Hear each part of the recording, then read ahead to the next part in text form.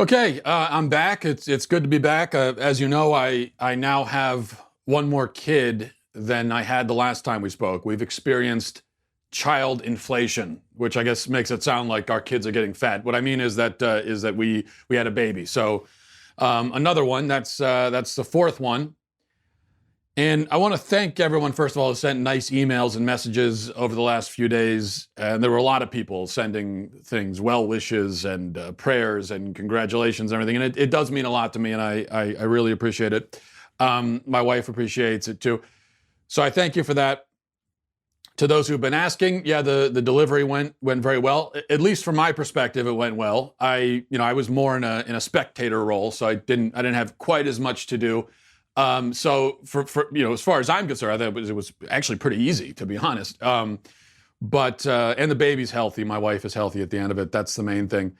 I will say, we went in on Wednesday for an induction because the doctor said they needed to induce for a few medical and health reasons. They were going to induce the birth. But that process took about 12 hours. It was a 12-hour thing. It was actually so long that I left halfway through. I was sent by my wife, I should say. She sent me to go buy a board game. I went to a bookstore.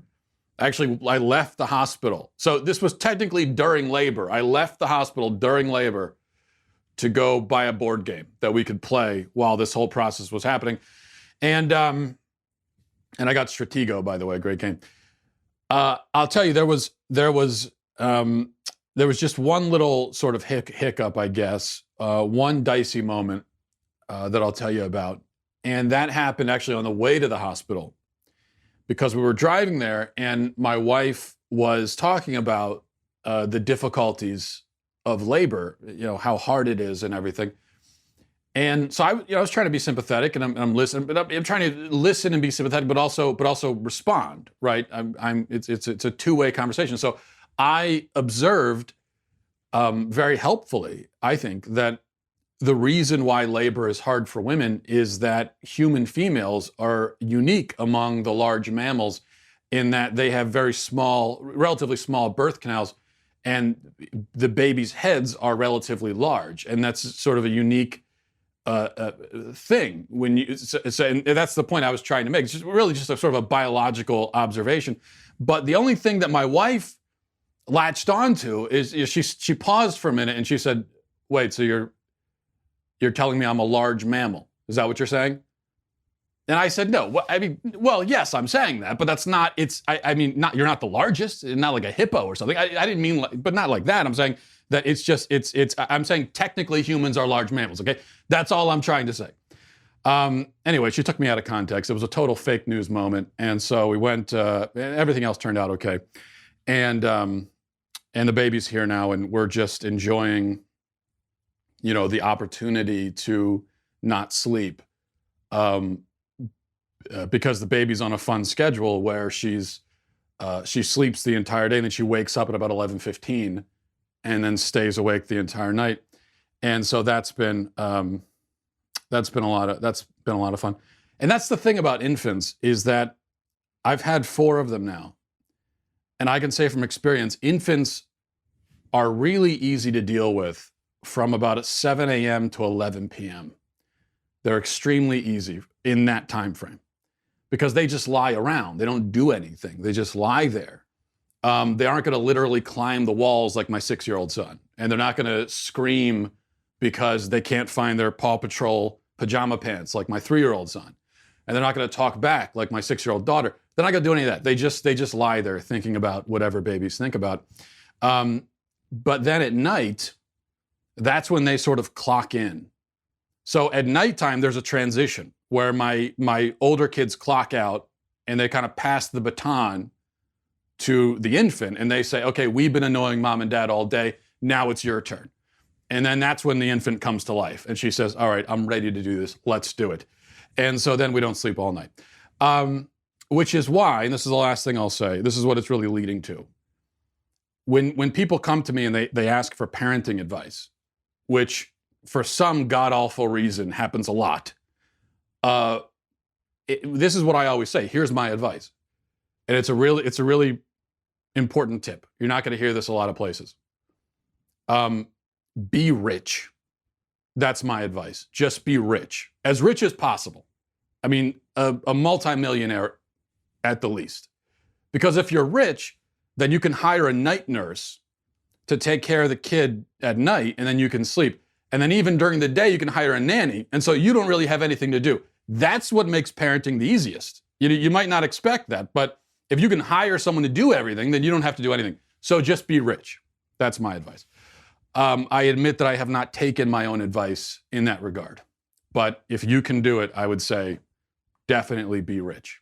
Choosing between the two options, not rich or rich, just be rich. That's my slogan in life. All right, let's get into the news. I want to talk first about corporate cowardice, because there's a lot of it these days. But this thing with the NBA and China is just, it's such a perfect encapsulation of corporate cowardice in so many ways. Now, let's back up for a moment. If you haven't been paying attention to this story, over the weekend, the general manager of the Houston Rockets, Daryl Morey, tweeted out, he tweeted out support for the pro-democracy protesters in Hong Kong. It was just a little graphic, and the graphic said, "Fight for freedom, stand with Hong Kong." That's it. That's all he said. Pretty simple message. And most people in this country agree with it, because we're all fans of freedom, at least in theory. In practice, many of us are not quite so much, but in theory, we all think that freedom's a great thing. Well, China is, of course, a communist country, and they're run by a regime that is not a fan of freedom in theory or practice. They're just really not into the whole freedom thing. And the other thing about China is that they love the NBA. And they especially love the Houston Rockets because Yao Ming, a great Houston Rocket, is Chinese. He retired a while ago, of course, but his time on the Rockets made that team one of the favorites in China. So they still love the NBA, and they love the Rockets. As it happens, Ming is now the president of the Chinese Basketball Association, and he came out with the Chinese government to express their hurt feelings over this little tweet that just said support, what was it, fight for freedom. China got their feelings hurt. Because the F word just is not, you can't say that in China.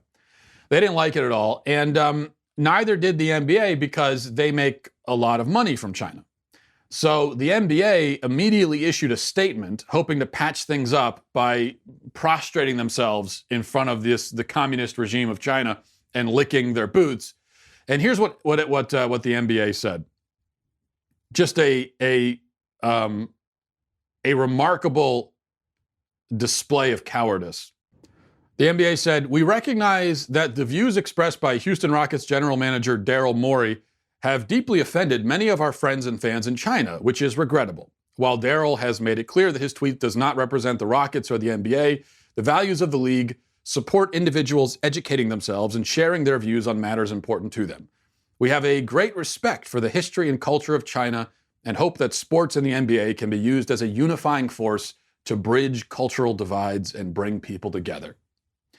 And then Morey himself, don't make the mistake of thinking that he stuck to his guns and held the line. He didn't do that at all. He dropped his guns and he fled from the line at the speed of light, essentially.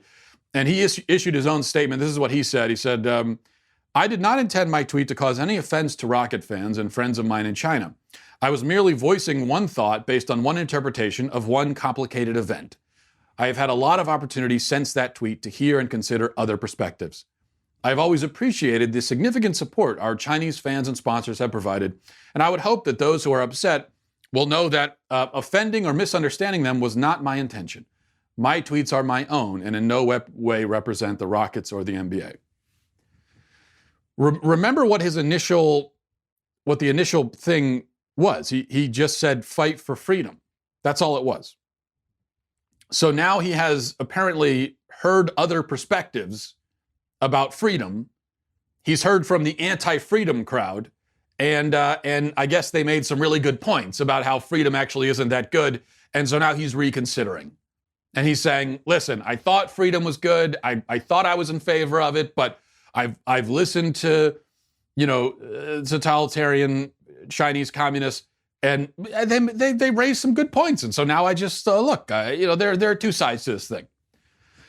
And he's not the only one who's listening to both sides of the freedom versus tyranny discussion. Steve Kerr, coach of the Golden State Warriors, and someone who is usually very outspoken about political issues and usually cannot wait to jump in and insert himself into all kinds of issues that have nothing to do with basketball. Well, now you have a political issue that does have something to do with basketball. It is directly associated with the NBA. And so you would think that Steve Kerr would be eager he would just be chomping at the bit to champing at the bit, actually, it's not chomping at the bit is the incorrect phrase there. Anyway, he would just be eager to get in there and say something. But that actually isn't how it worked out. Here's what he was asked if he has a comment on the China situation, and here's what he said. Actually, I don't. I mean, it's a really bizarre international story, and a lot of us don't know what to make of it. So it's something I'm reading about, and just like everybody is, but I'm not going to comment further. Oh, he's reading about it. You see, he's reading about whether China's suppression and persecution of pro-democracy protesters is good or not. So he's doing some reading. He's considering the angles, you see, and he doesn't want to comment. It'd be irresponsible for him to comment. Now, just for comparison's sake, just for fun and for comparison, let's reminisce about how Steve Kerr responded after the election of Donald Trump. Now, with something like that, a U.S. election, first of all, it has nothing directly to do with the NBA.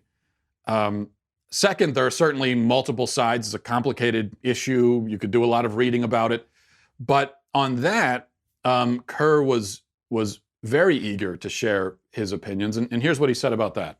For me, probably the biggest disappointment with this whole election was the level of discourse. There should be some level of decorum and respect and dignity that goes with, the election of the presidency. And it was like went out the window. And maybe we should have seen it coming over the last 10 years. You look at society, look at what's popular. People are getting paid millions of dollars to go on TV and scream at each other, whether it's in sports or politics or entertainment. And I guess it was only a matter of time before it spilled into politics. But, then all of a sudden you're faced with the reality that the man who's going to lead you has routinely used racist and misogynist, insulting words. That's a tough one. That's a tough one. And I wish him well. I hope he's a good president. I have no idea what kind of president he'll be because he hasn't said anything about what he's going to do. We don't know. But it's tough when you want there to be some respect and dignity, and there hasn't been any. And this goes on for several minutes, by the way. He goes on, and there have been many other rants from Kerr about Trump. He is, again, very willing to pontificate about that, but not on China. Meanwhile, other Rockets players like James Harden have joined in the bootlicking fest. Now, Harden was, let me play this clip. I think they were in Tokyo for an exhibition game or something, and this is what he had to say about China.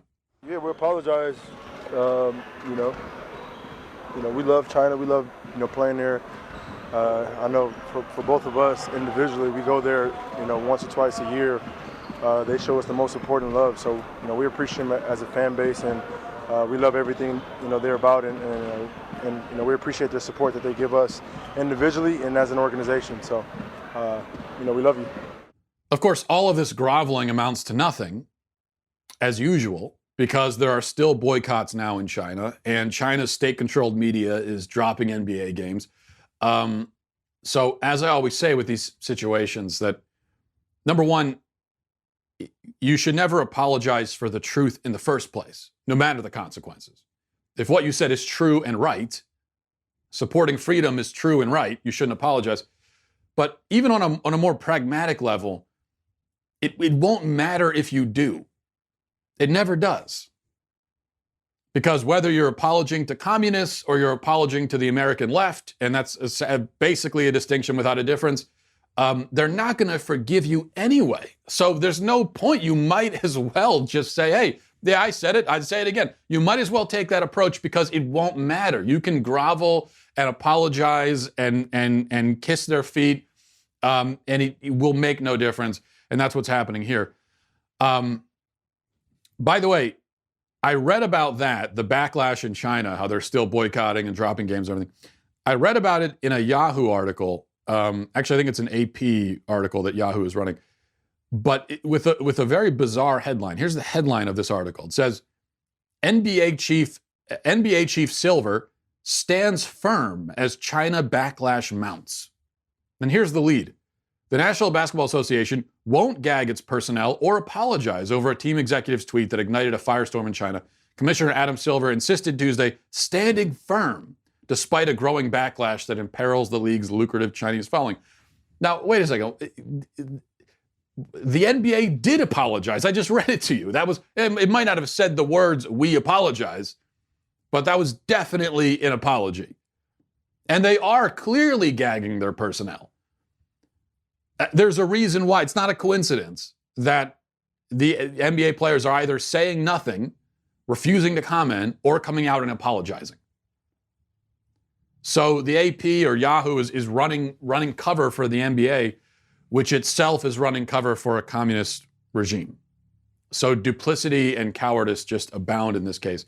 I called this a perfect encapsulation of corporate cowardice precisely because of this comparison between the NBA's approach to Trump and its approach to China. Because if you're an NBA coach or a player, there is no downside to attacking Donald Trump. All your friends are going to agree with you. Many of the fans will agree. Everyone on the team's going to agree. So it's the media will certainly agree, and they're going to celebrate whatever you say. So you risk nothing by criticizing him. In fact, you may actually risk something by not criticizing him. To fail to join the chorus criticizing Trump, if you're in the NBA or if you're in a position like that, that could actually be where the risk comes in. Yet with China, okay, now there's something on the line because China has a lot of money and a lot of power and a lot of influence, obviously. Standing up against them, really standing up against them. Not the fake stance that Yahoo is pretending the NBA is taking, but really standing up would be risky. And that's why all of these supposedly outspoken players and coaches and personnel, they've all run for the hills because they want nothing to do with this. I think the word courage is way overused in our society, and there are so many people who get credit for saying supposedly courageous things when if you look at what they had to say, whether what they said was true or not, there's no courage in it because they didn't risk anything in saying it. It's only courageous. Taking a stance is only courageous. It can only be courageous if you are really risking something. But if what you're going to say, it will be appealing to all of the people who you need to appeal to, there's no courage there. So this is just utterly shameful, disgraceful,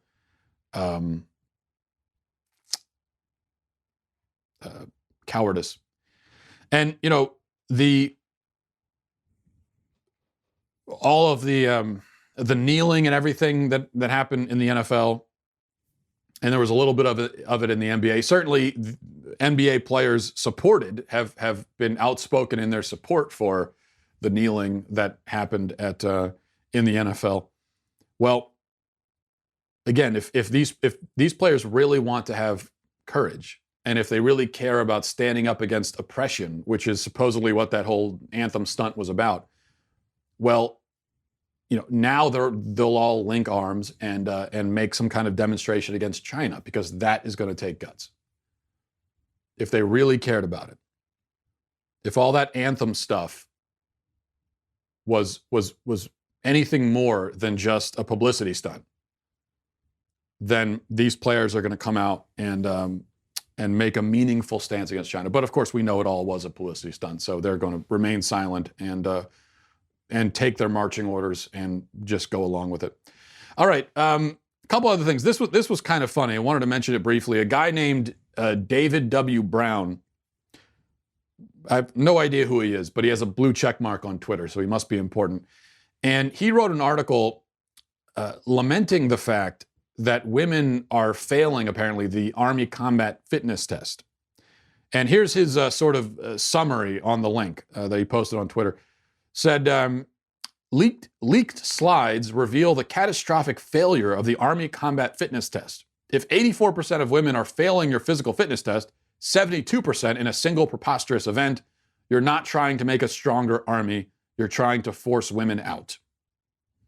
So 84% of women are failing this test. And it says in the article that 70% of men are passing, so that's 30% are failing. That's almost 3 times as many women failing as men. Now, what does that tell you?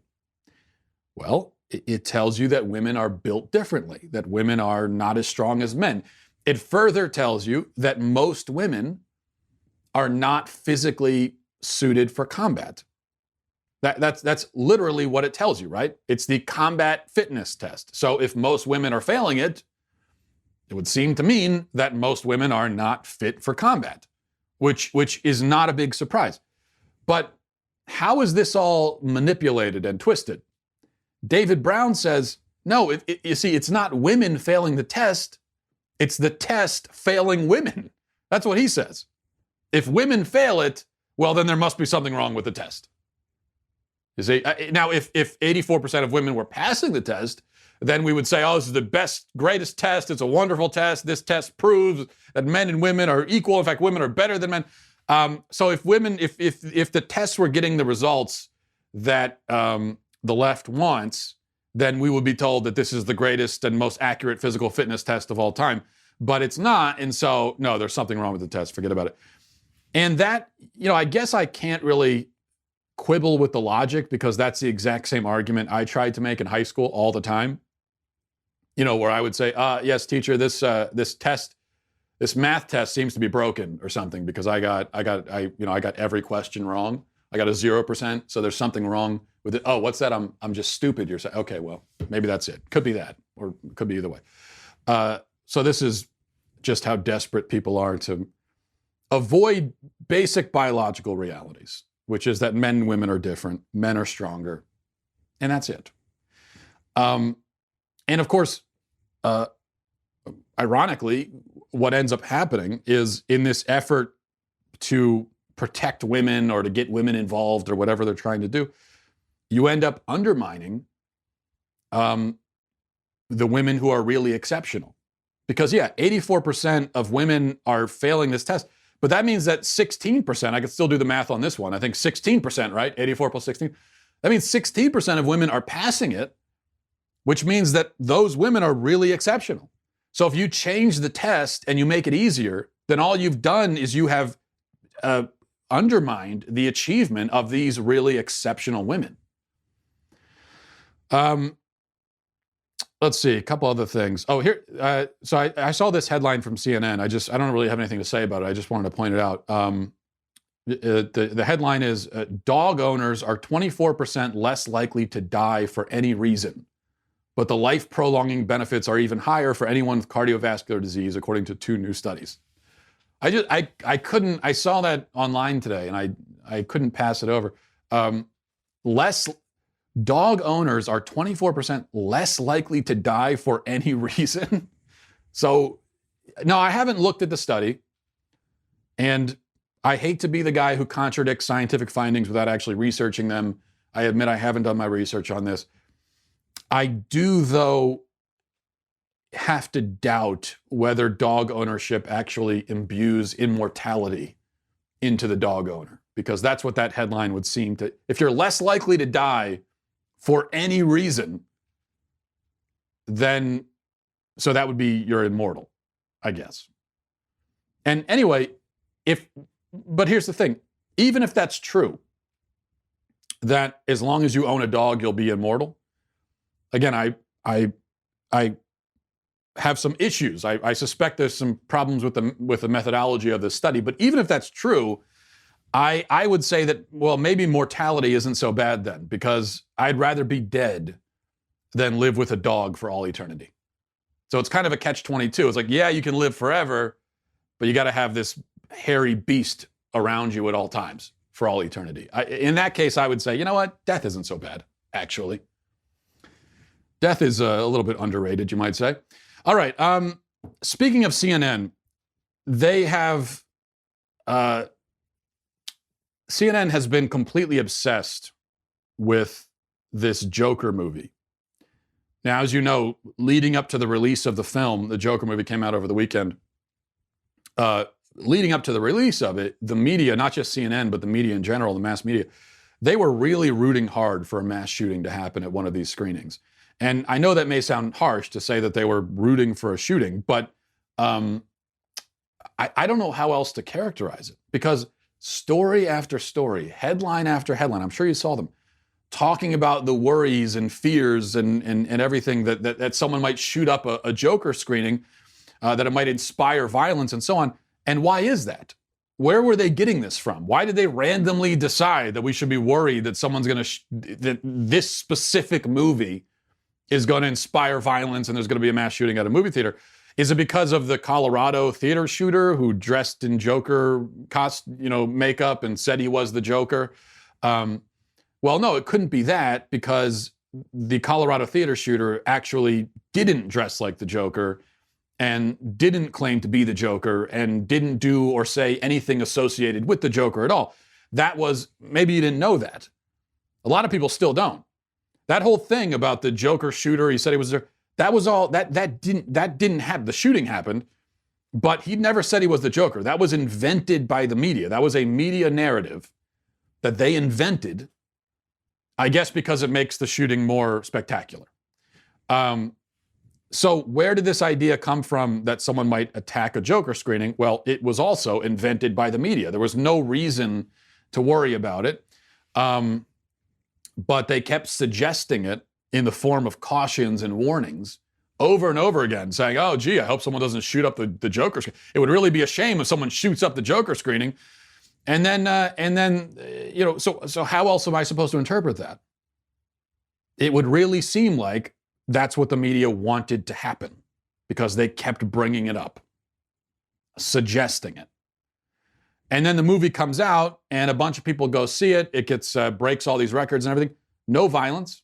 Nobody shot up any theater. And so what does the media do? They immediately pivot to other Joker-related concerns. Let me give you an example of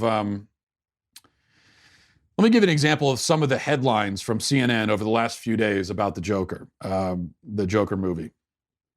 I'll read a couple. One is Joker, the film about a marginalized clown who goes on a killing rampage, is facing a wave of criticism that it glorifies a killer and could encourage copycat attacks.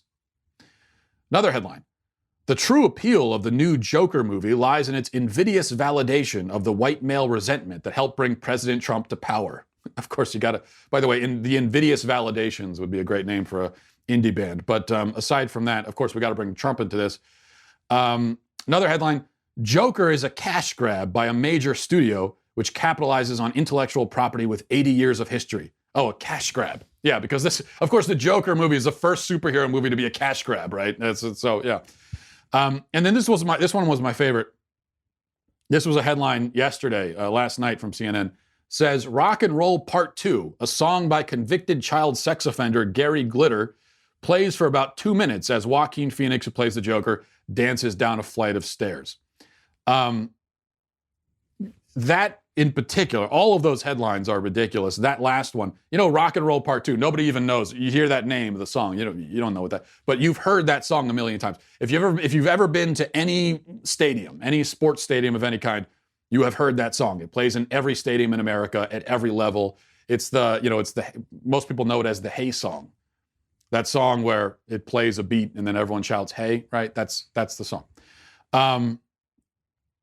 So That's a song that nobody knows the name of it.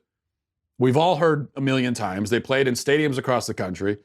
And apparently, news to me, the guy who wrote that song is a sex offender.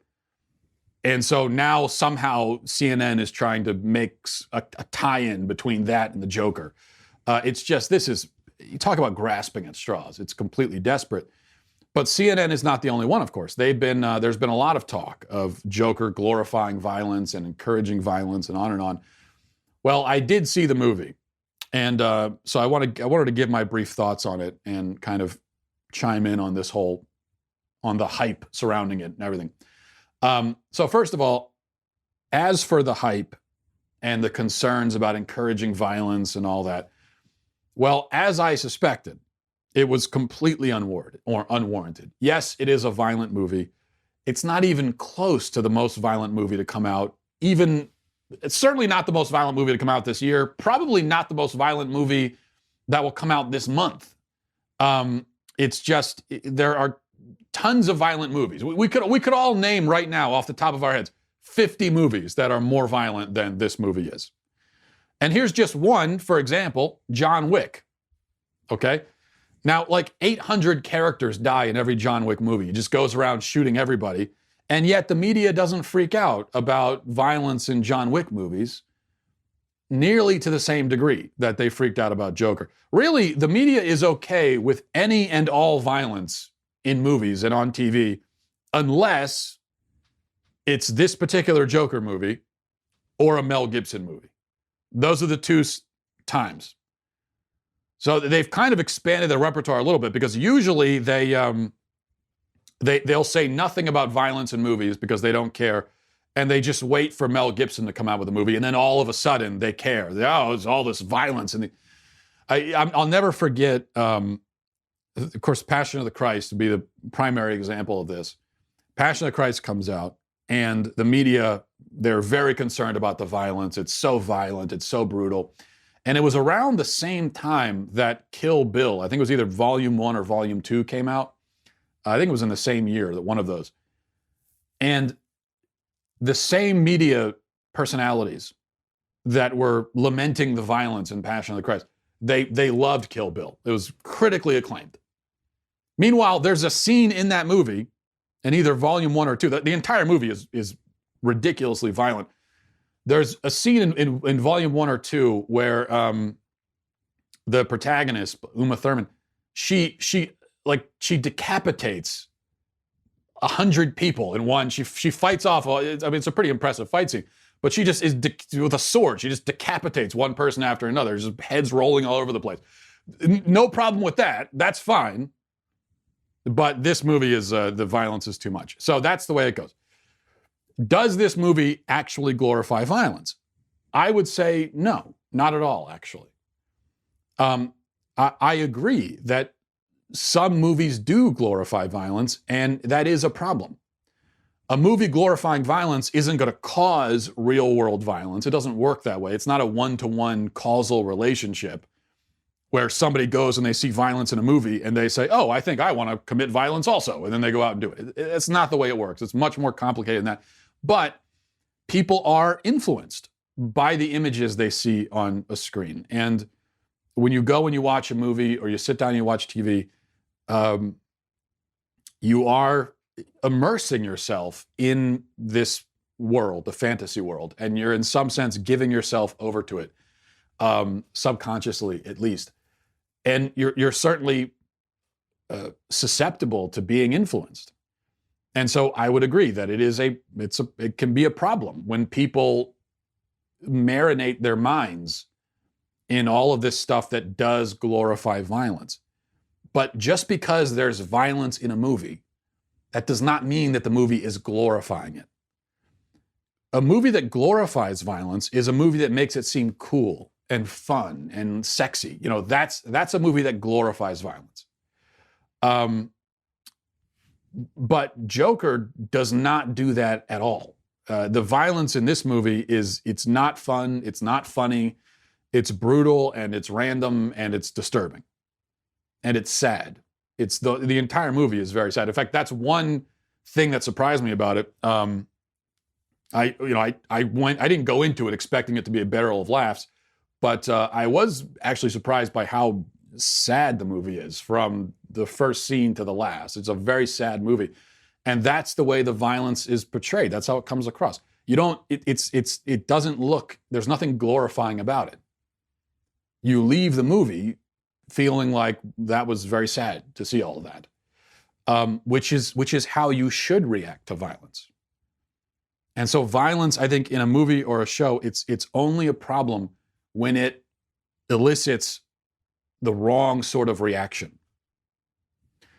As for the quality of the film itself, well, like everybody says, Phoenix's performance, Joaquin Phoenix's Joker, was mesmerizing performance, which is nothing new because Joaquin Phoenix has been one of the best and certainly the most interesting actor in Hollywood for a long time. I thought it was very engrossing. It was captivating. It's a character study about a man on the fringes of society, slowly losing his grip on reality. A man who, as he says in the movie, explaining to a social worker that he, over time, started to question whether he even exists. He started to get this feeling like he doesn't exist. And so the outbursts of violence towards the end of the movie was really about him asserting his existence on the world and saying, "Hey, look at me, I exist," which is true to life. That's I think that's why most mass killers do what they do, because they're trying to assert they're trying to exist, to be seen, to be noticed,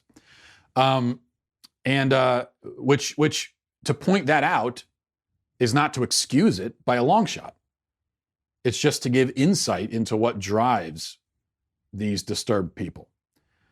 It's not a movie for everyone, that's for sure. As I said, there's brutal violence in the movie. It's a slow burn. It builds tension gradually. It's not an action film. It's not a superhero film, really. And even though it's selling tickets like a superhero film, it's not. And that, I think, that was my takeaway. That, I think, is the best thing about the movie, is that basically the filmmakers tricked a mass audience to rush to the theater and watch this movie, to watch essentially an art house character study about a man's descent into madness. They tricked everyone to go watch this movie by attaching a superhero brand to it, which they didn't need to do. It's not essential to the plot or the story at all. Because the superhero tie-ins, the Batman tie-ins, yeah, there's a few of them, but you could cut that out and it would do nothing to impair the story whatsoever. It was completely unnecessary, except that we are so programmed to, we want the brand name, we want the superheroes. Those are the only movies that anybody will pay to go see anymore. And so I guess the people behind this movie, they said, all right, okay, if that's the only way we can get people to watch this movie, then we'll call it Joker. It's not even a Joker movie. The character's name is Arthur Fleck. So they could cut out a couple scenes with Bruce Wayne's father, take those scenes out, call it Arthur Fleck instead of Joker. And the problem is that nobody would go see it. You put Joker on it, people go see it. And that is maybe the greatest trick that the Joker has pulled, in a sense, you might say, by tricking all these people to go watch a movie that this movie has no business being a blockbuster.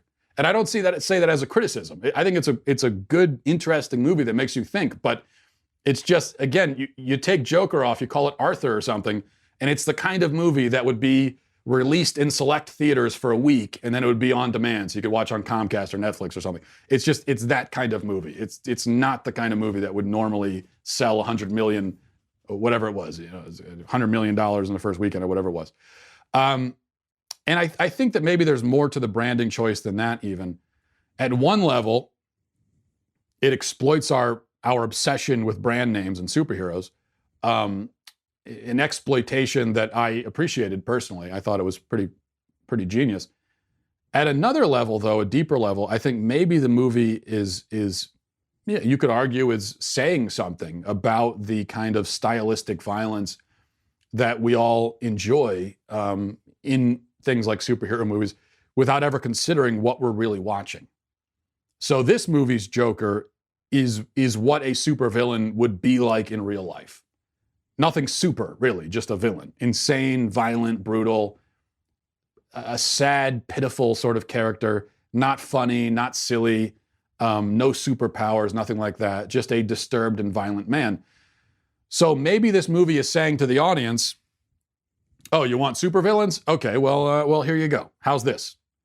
And then some people recoil and say, well, hey, this is problematic. This is inappropriate. This is violent. Yet normal superhero movies depict death and destruction on a large scale all the time. They just do it. They do it without the blood, and they do it with a few one-liners and quips and everything, and so nobody notices. You're still being exposed to the violence. It's just you don't notice it because you've got Robert Downey Jr. cracking a joke, and they don't really have the blood. It's just the building comes down, and you imagine there's probably 1,000 people inside who just died, but you don't really see it. And so this movie, I think, makes you notice what is actually happening and what the implications really are. I don't think the movie is saying that we shouldn't watch superhero movies. I think it just causes you to stop and think about what you're watching and why exactly some forms of violence in entertainment disturb you, while others you find whimsical and fun. So it just makes you think in general, and I think that's it's very unusual for a blockbuster film to do that, and so I appreciate it for that reason. And I would say it's worth watching for that reason. I would hesitate to say that I recommend it because I don't think it's a movie for everyone. And I think there's a lot of people watching this or listening to this who, judging by other emails I've gotten, this probably is not your taste. So, but if you know going in that it is, yes, it's a sad movie, there's brutal moments, there's blood. If you know that going in, you're prepared for that, then I think that there are things you can take from it. And it does, I just think there's not enough of that where you watch a movie in the theater and on the way home, you have something to talk about. You're actually talking about the movie and the issues it brings up. And, there should be more of that with movies, I think. And unlike most superhero movies where you watch it, you leave, and 5 seconds later, you forget what even happened. You couldn't even talk about it because you don't even remember. It was just colors and images and things happening, and who knows. So I appreciated it for that reason.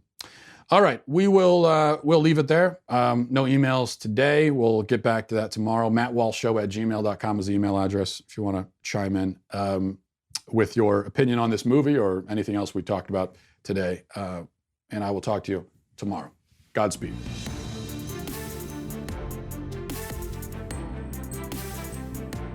The Matt Walsh Show is produced by Robert Sterling, associate producer Alexia Garcia Del Rio, executive producer Jeremy Boring, senior producer Jonathan Hay, our supervising producer is Mathis Glover, and our technical producer is Austin Stevens, edited by Donovan Fowler.